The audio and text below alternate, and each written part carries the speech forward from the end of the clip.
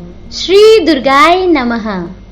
श्री दुर्गा सप्तशती दूसरा अध्याय। देवताओं के तेज से देवी का प्रादुर्भाव और महिषासुर की सेना का वध। विनियोग। ओम। मध्यम चरित्र के विष्णु ऋषि, महालक्ष्मी देवता, उष्णिक छंद, शाकंभरी शक्ति, दुर्गा बीज, वायु तत्व और यजुर्वेद स्वरूप है। श्री महालक्ष्मी जी की प्रसन्नता के लिए मध्यम चरित्र के पाठ में इसका विनियोग है। ध्यान। मैं कमल के आसन पर बैठी हुई प्रसन्न मुख वाली महिषासुर मर्दिनी भगवती महालक्ष्मी जी का भजन करती हूँ, जो अपने हाथों में अक्षमाला, फरसा, गदा, बाण, वज्र, पद्य, धनुष, कुंडिका, दंड, शक्ति, खड्ग, ढाल, शंख, घटा, मधुपात्र, शूल, पाश और चक्र धारण करती हैं। ऋषि कहते हैं, पूर्व काल में देवताओं और असुरों में पूरे 100 वर्षों तक घोर संग्राम हुआ था। उसमें असुरों का स्वामी महिषासुर था और देवताओं के नायक इंद्र थे। उस युद्ध में देवताओं की सेना महाबली असुरों से परास्त हो गई। संपूर्ण देवताओं को जीतकर महिषासुर इंद्र बन बैठा। तब पराजित देवता प्रजापति ब्रह्मा जी को आगे करके उस स्थान पर गए जहां भगवान शंकर जी और विष्णु जी विराजमान थे। देवताओं ने महिषासुर के पराक्रम तथा अपनी पराजय का यथावत वृतांत उन दोनों देवेश्वरों से विस्तार पूर्वक कह सुनाया। वे बोले, भगवान महिषासुर सूर्य, इंद्र, अग्नि, वायु, चंद्रमा, यम, वरुण तथा अन्य देवताओं के भी अधिकार छीनकर स्वयं ही सबका अधिष्ठाता बना बैठा है। उस दुरात्मा महिष ने समस्त देवताओं को स्वर्ग से निकाल दिया है। अब वे मनुष्यों की भांति पृथ्वी पर विचरते हैं। दैत्यों की यह सारी करतूत हमने आप लोगों से कह सुनाई। अब हम आपकी ही शरण में आए हैं। उसके वध का कोई उपाय सोचिए। इस प्रकार देवताओं के वचन सुनकर भगवान विष्णु और शिव जी ने दैत्यों पर बड़ा क्रोध किया। उनकी भौहें तन गईं और मुंह टेढ़ा हो गया। तब अत्यंत कोप में भरे हुए चक्रपाणि श्री विष्णु जी के मुख से एक महान तेज प्रकट हुआ। इसी प्रकार ब्रह्मा, शंकर तथा इंद्र आदि अन्यान्य देवताओं के शरीर से भी बड़ा भारी तेज निकला। वह सब मिलकर एक हो गया। महान तेज का वह पुंज जाज्वल्यमान पर्वत सा जान पड़ा। देवताओं ने देखा, वहां उसकी ज्वालाएं संपूर्ण दिशाओं में व्याप्त हो रही थीं। संपूर्ण देवताओं के शरीर से प्रकट हुए उस तेज की कहीं तुलना नहीं थी। एकत्रित होने पर वह एक नारी के रूप में परिणित हो गया और अपने प्रकाश से तीनों लोकों में व्याप्त जान पड़ा। भगवान शंकर जी का जो तेज था, उससे उस देवी का मुख प्रकट हुआ। यमराज के तेज से उसके सिर में बाल निकल आए। श्री विष्णु भगवान जी के तेज से उसकी भुजाएं उत्पन्न हुई। चंद्रमा के तेज से दोनों स्तनों का और इंद्र के तेज से मध्य भाग का प्रादुर्भाव हुआ। वरुण के तेज से जंघा और पिंडली तथा पृथ्वी के तेज से नितंब भाग प्रकट हुआ। ब्रह्मा के तेज से दोनों चरण और सूर्य के तेज से उनकी अंगुलियां हुई। वसुओं के तेज से हाथों की अंगुलियां और कुबेर के तेज से नासिका प्रकट हुई। उस देवी के दांत प्रजापति के तेज से और तीनों नेत्र अग्नि के तेज से प्रकट हुए थे। उसकी भौहें संध्या के और कान वायु के तेज से उत्पन्न हुए थे। इसी प्रकार अन्यान्य देवताओं के तेज से भी उस कल्याणमयी देवी का आविर्भाव हुआ। तदनंतर समस्त देवताओं के तेज पुंज से प्रकट हुई देवी को देखकर महिषासुर के सताए हुए देवता बहुत प्रसन्न हुए। पिनाकधारी भगवान शंकर जी ने अपने शूल से एक शूल निकालकर उन्हें दिया। फिर भगवान विष्णु जी ने भी अपने चक्र से चक्र उत्पन्न करके भगवती को अर्पण किया। वरुण ने भी शंख भेंट किया, अग्नि ने उन्हें शक्ति दी और वायु ने धनुष तथा बाण से भरे हुए 2 तरकश प्रदान किए। सहस्त्र नेत्रों वाले देवराज इंद्र ने अपने वज्र से वज्र उत्पन्न करके दिया और ऐरावत हाथी से उतारकर 1 घंटा भी प्रदान किया। यमराज ने काल दंड से दंड, वरुण ने पाश, प्रजापति ने स्फटिक काक्ष की माला तथा ब्रह्मा जी ने कमंडलू भेंट किया।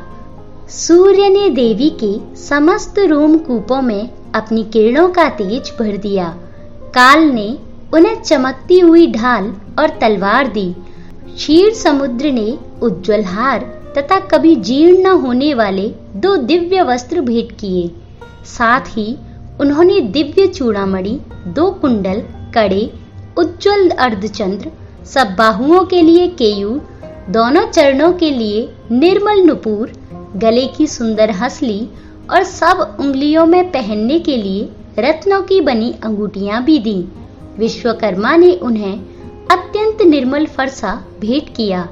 साथ ही अनेक प्रकार के अस्त्र और अभेद्य कवच दिए। इनकी सेवा मस्तक और वक्षः स्थल पर धारण करने के लिए कभी न कुम्हलाने वाले कमलों की मालाएं दी। जलधि ने उन्हें सुंदर कमल का फूल भेंट किया। हिमालय ने सवारी के लिए सिंह तथा भांति भांति के रत्न समर्पित किए। धनाध्यक्ष कुबेर ने मधु से भरा हुआ पान पात्र दिया तथा संपूर्ण नागों के राजा शेष ने, जो इस पृथ्वी को धारण करते हैं, उन्हें बहुमूल्य मणियों से विभूषित नागहार भेंट दिया। इसी प्रकार अन्य देवताओं ने भी आभूषण और अस्त्र शस्त्र देकर देवी का सम्मान किया। तदनंतर उन्होंने बारंबार अट्टहास पूर्वक उच्च स्वर से गर्जना की। उनके भयंकर नाद से संपूर्ण आकाश गूंज उठा। देवी का वह अत्यंत उच्च स्वर से किया हुआ सिंहनाद कहीं समा न सका। आकाश उसके सामने लघु प्रतीत होने लगा। उससे बड़े जोर की प्रतिध्वनि हुई, जिससे संपूर्ण विश्व में हलचल मच गई और समुद्र कांप उठे। पृथ्वी डोलने लगी और समस्त पर्वत हिलने लगे। उस समय देवताओं ने अत्यंत प्रसन्नता के साथ सिंहवाहिनी भवानी से कहा, देवी तुम्हारी जय हो। साथ ही महर्षियों ने भक्ति भाव से विनम्र होकर उनका स्तवन किया। संपूर्ण त्रिलोकी को क्षोभग्रस्त देख दैत्यगण अपनी समस्त सेना को कवच आदि से सुसज्जित कर हाथों में हथियार ले सहसा उठकर खड़े हो गए। उस समय महिषासुर ने बड़े क्रोध में आकर कहा, आह, यह क्या हो रहा है।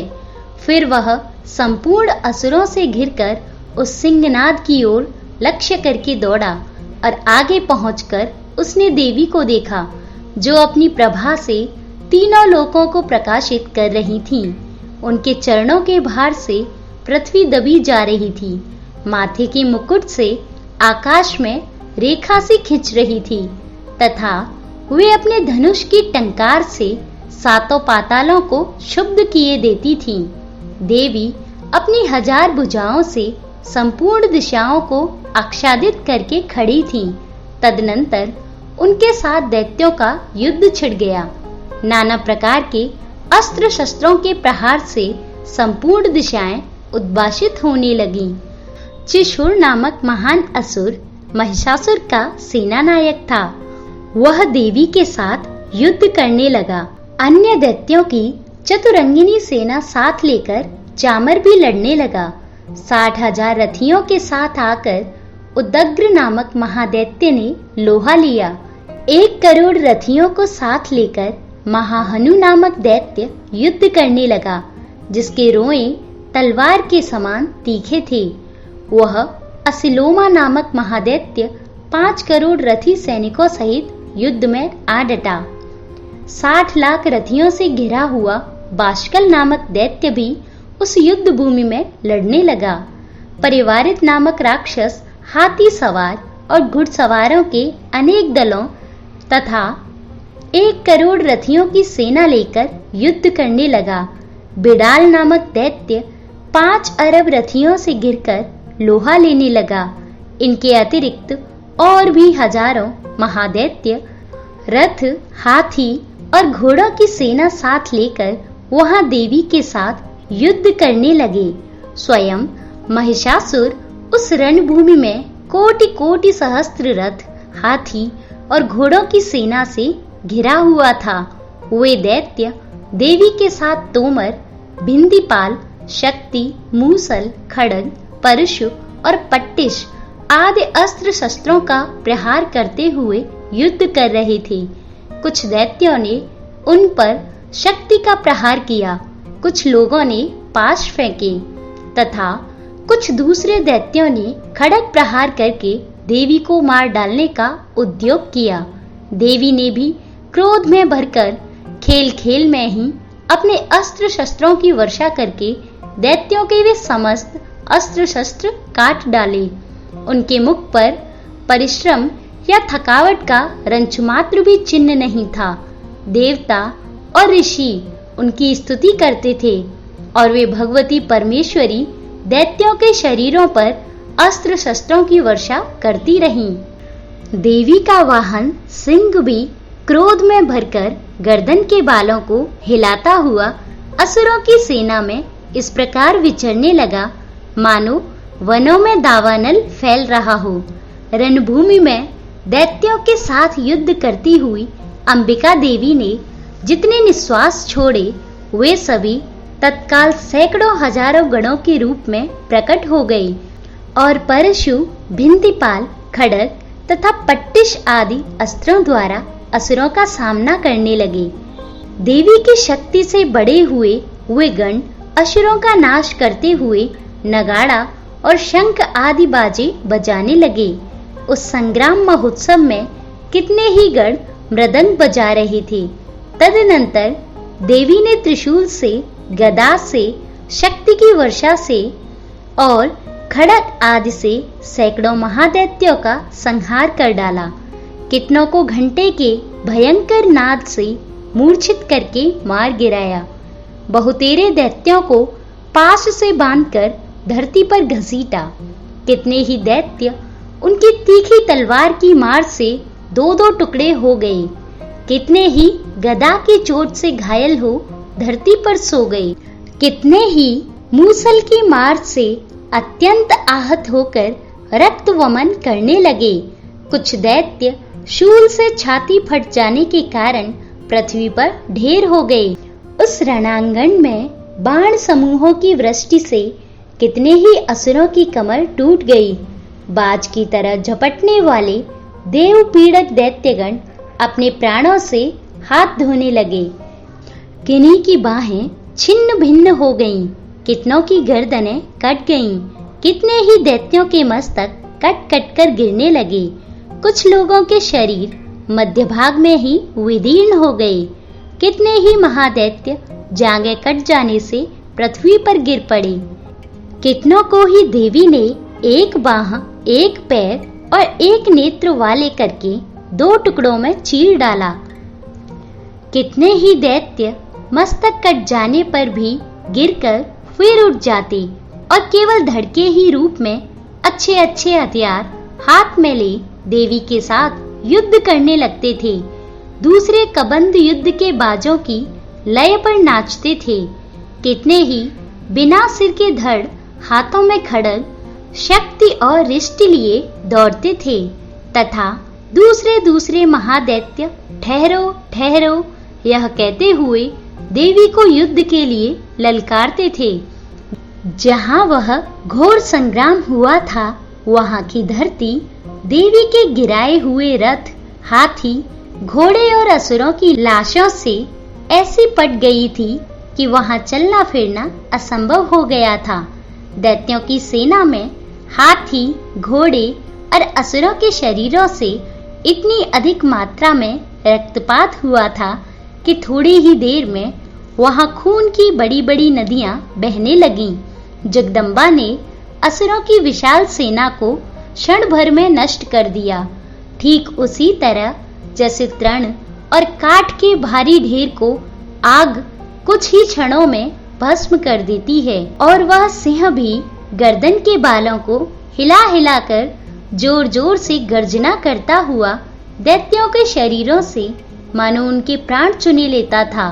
वहां देवी के गणों ने भी उन महादैत्यों के साथ ऐसा युद्ध किया जिससे आकाश में खड़े हुए देवतागण उन पर बहुत संतुष्ट हुए और फूल बरसाने लगे। इस प्रकार श्री मार्कंडेय पुराण में सावर्णिक मनवंतर की कथा के अंतर्गत देवी महात्म्य में महिषासुर की सेना का वध नामक दूसरा अध्याय पूरा हुआ। श्री दुर्गाय नमः।